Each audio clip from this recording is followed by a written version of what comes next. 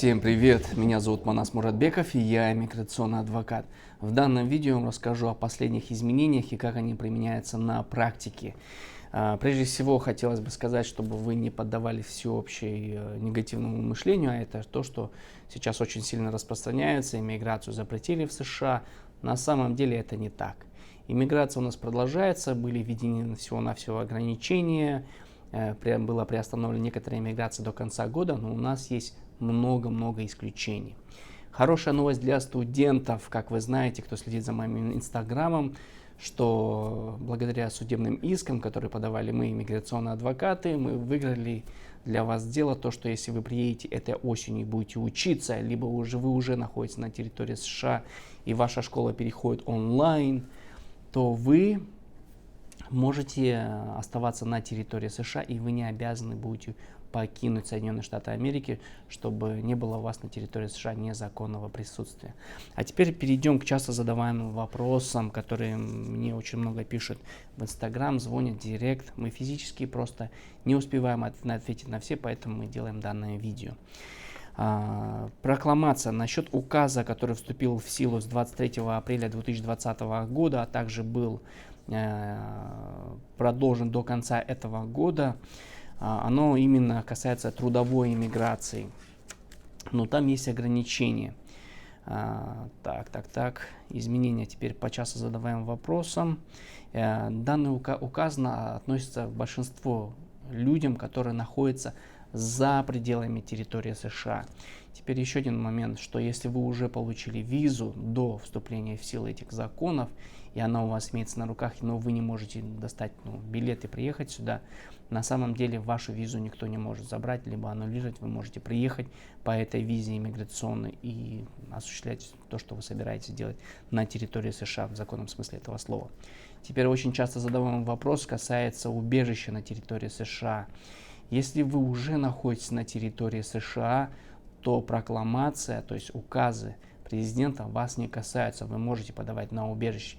Но здесь хотелось бы уведомить вас о том, что у нас с 25 августа 2020 года вступают новые нормативные акты о разрешении на работу на основании убежища. Поэтому, если вы подаете, подавайте как можно быстрее.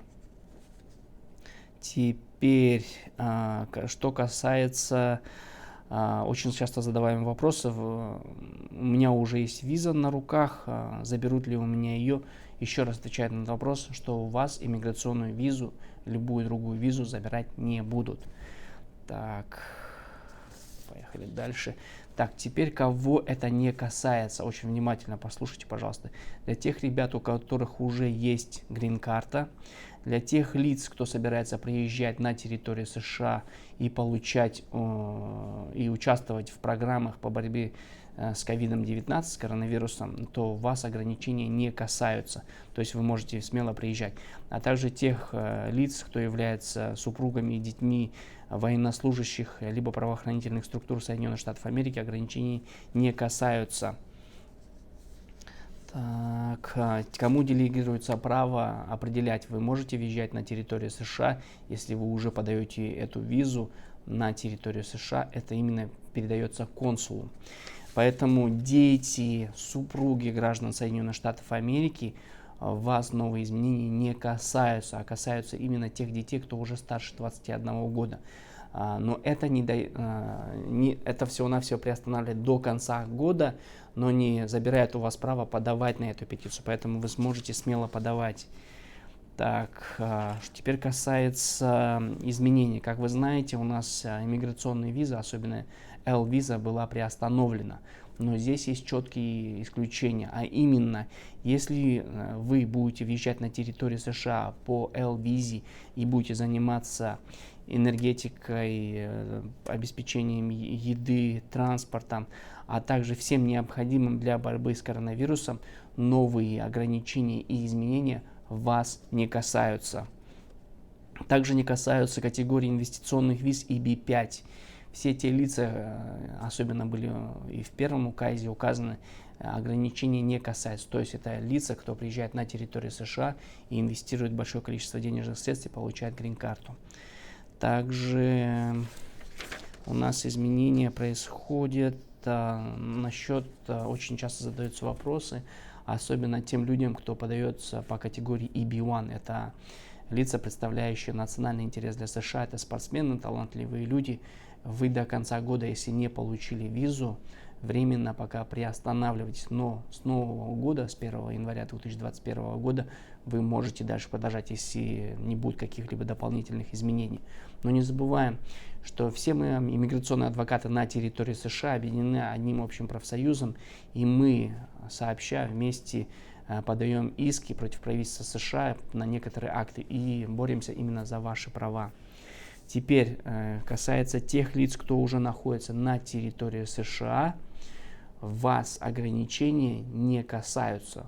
И та категория виз, которая идет по категории EB2, EB3, правительство еще не вышло с указаниями, с какие ограничения будет именно иметь эффект, который находится уже внутри США.